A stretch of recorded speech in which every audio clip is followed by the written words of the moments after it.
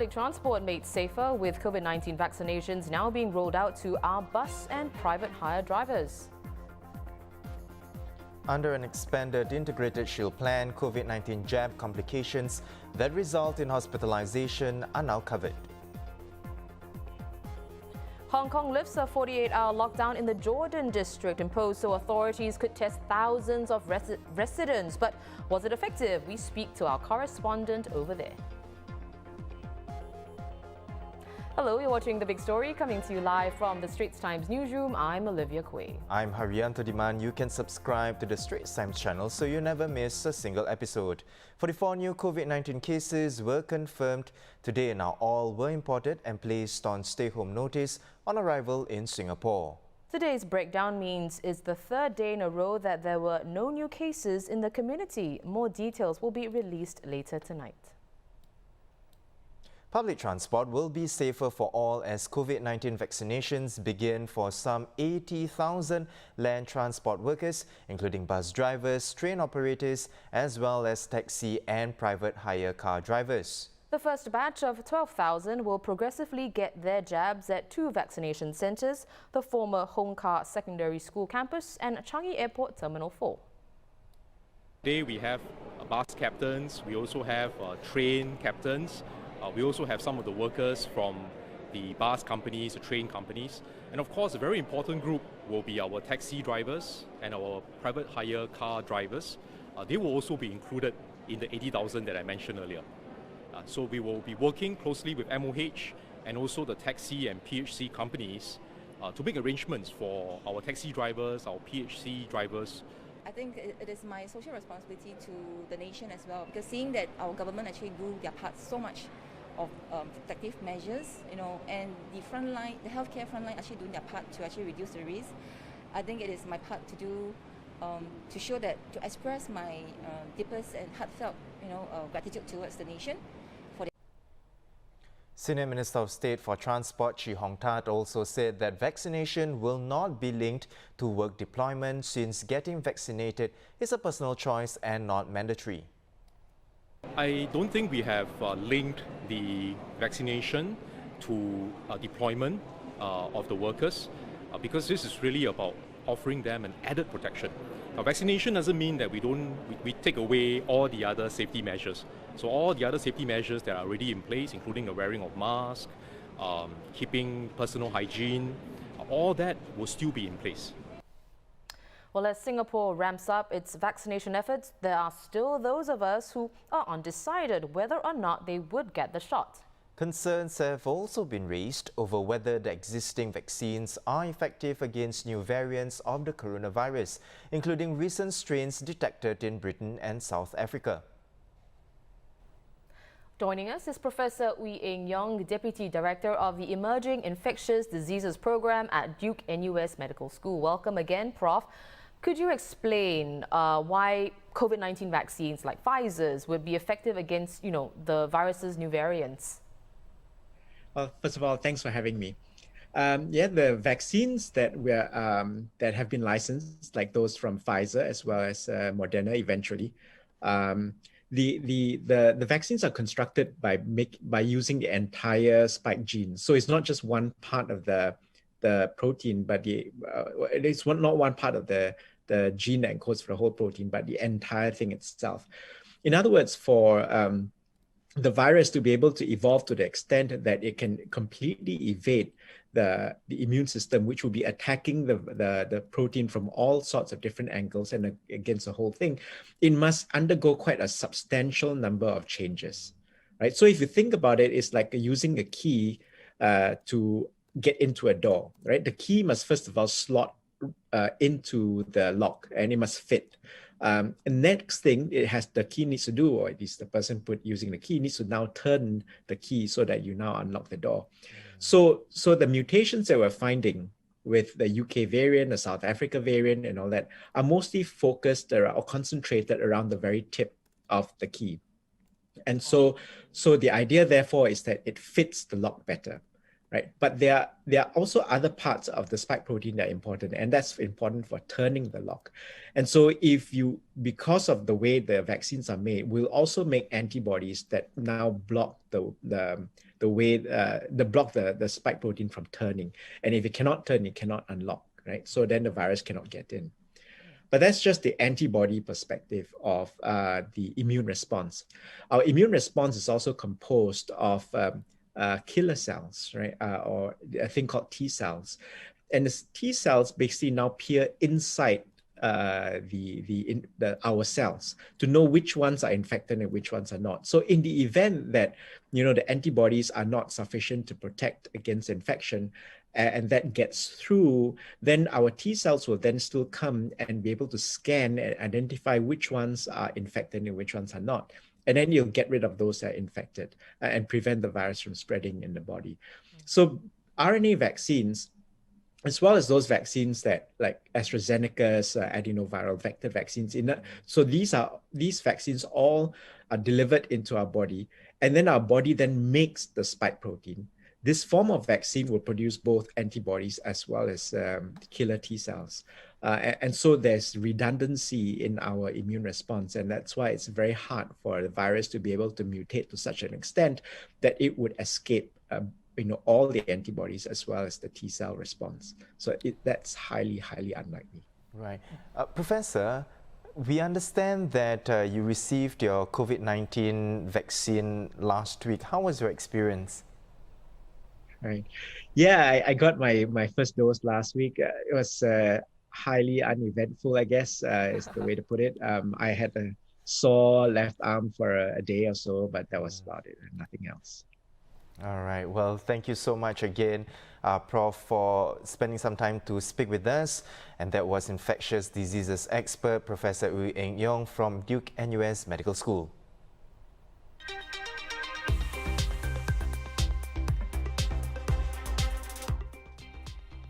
In other local news, all 7 integrated Shield Plan insurers are extending coverage to COVID-19 vaccination complications that result in hospitalization. This will apply to all IP policyholders who receive COVID-19 vaccines approved by the Health Sciences Authority and are vaccinated in Singapore. The special coverage will last until December 31st. All bicycles ridden on public paths and roads must soon have at least one functioning handbrake. The new rule will affect fixed-gear bicycles which generally don't have hand-operated brakes but instead rely on the rider's pedal resistance to stop. It will also affect BMX bicycles, which are off-road sport bicycles used for racing and stunt riding. In an effort to grow Singapore's manufacturing sector by 50% and maintain its share of about 20% of GDP, a new 10-year plan will raise the global competitiveness of the sector. But this means more Singaporeans will have to work in the manufacturing industry as the proportion of low-wage foreign workers is reduced. Trade and Industry Minister Tan Chun Sing shared a 3-pronged strategy, which included more efforts to grow the size and capabilities of local enterprises in advanced manufacturing. The government will also work with polytechnics and universities to make engineering and manufacturing attractive to students.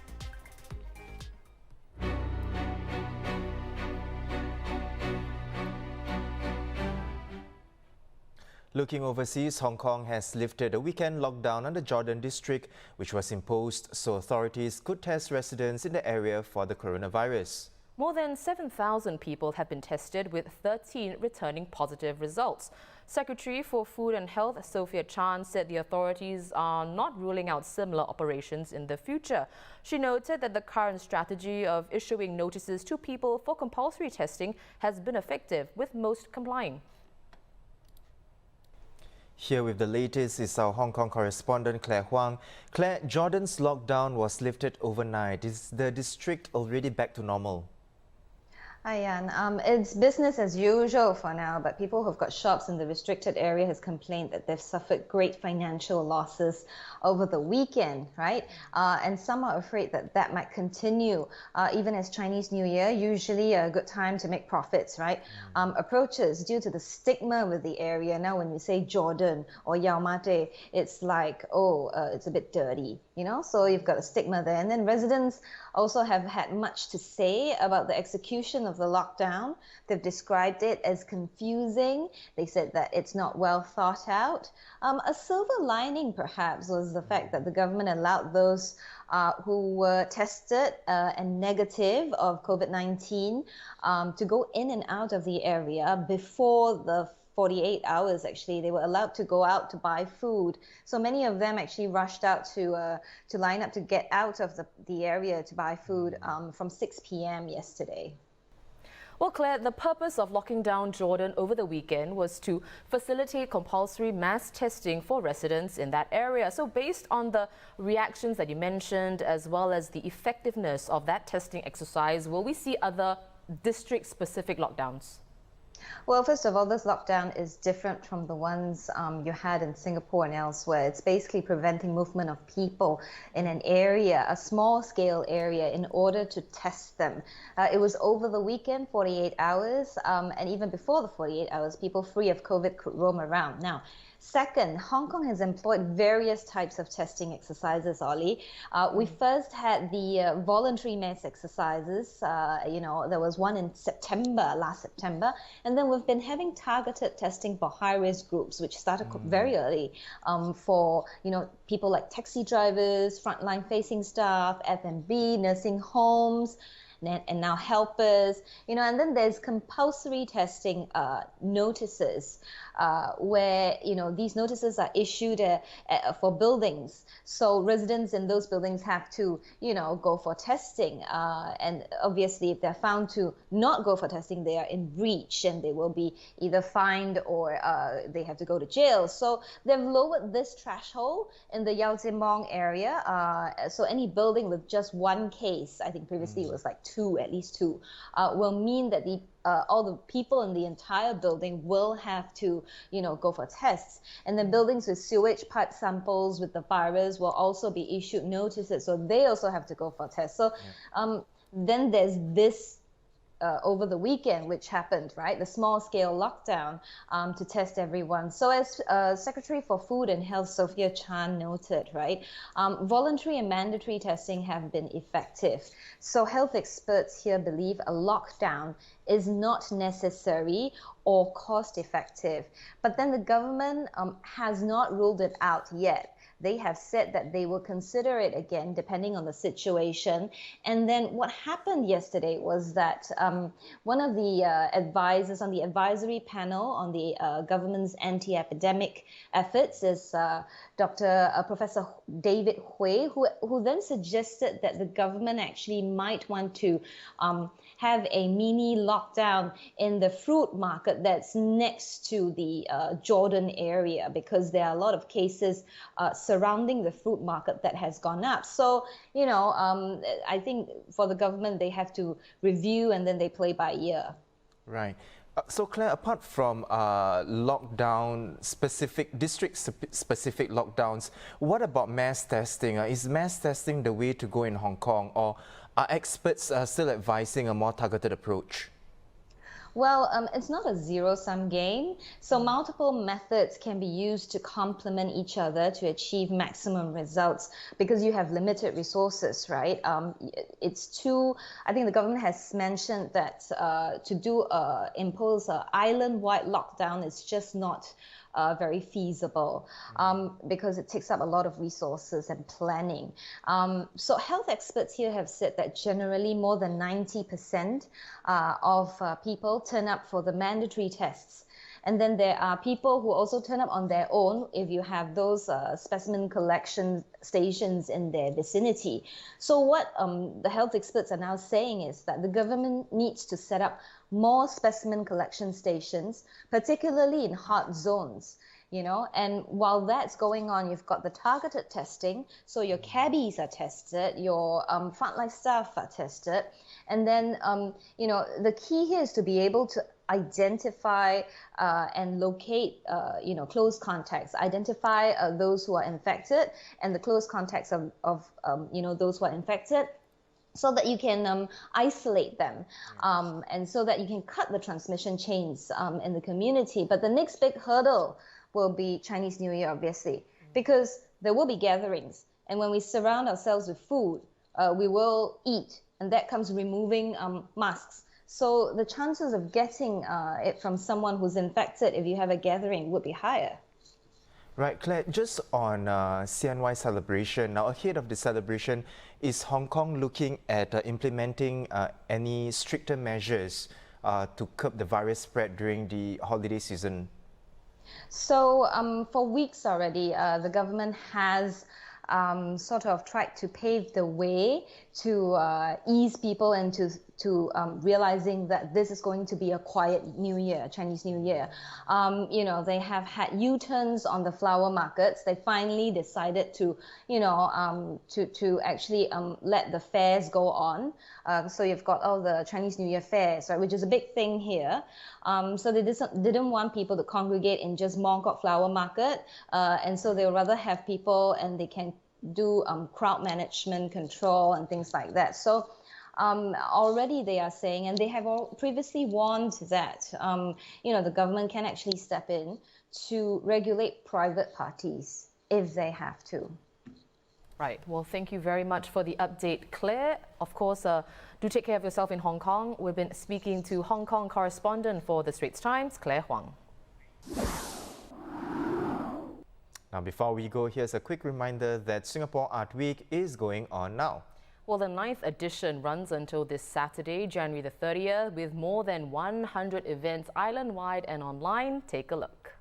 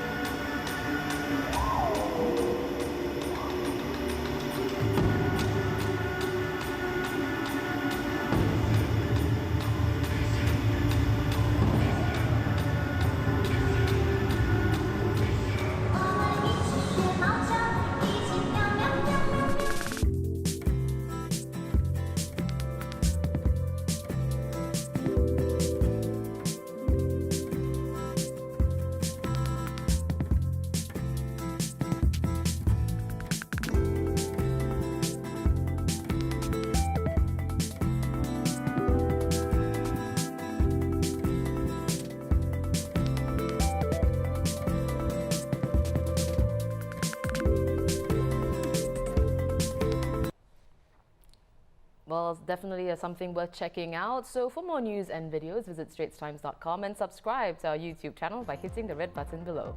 Once again, I'm Haryanto Diman with Olivia Quay. Join us tomorrow for more stories on A Big Story.